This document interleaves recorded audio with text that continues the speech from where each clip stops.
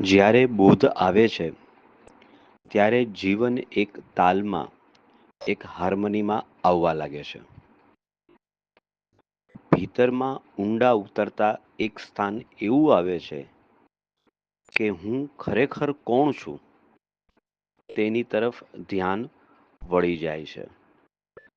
આમ થાય ત્યારે જ ખરેખર યોગનો આરંભ થયો કહેવાય.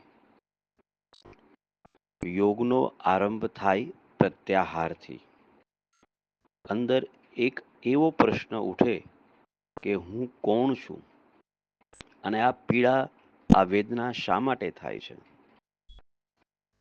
આમ થાય ત્યારે અંદરના ક્લેશ, અવિદ્યા, અસ્મિતા, રાગ અને દ્વેષ એ બધાનો ઉઘાડ થવા લાગે છે.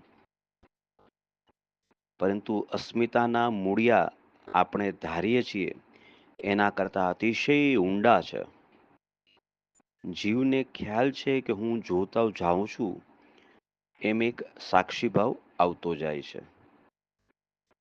પોતાની અંદર જોતો જાય કે અંદર શું ચાલે છે.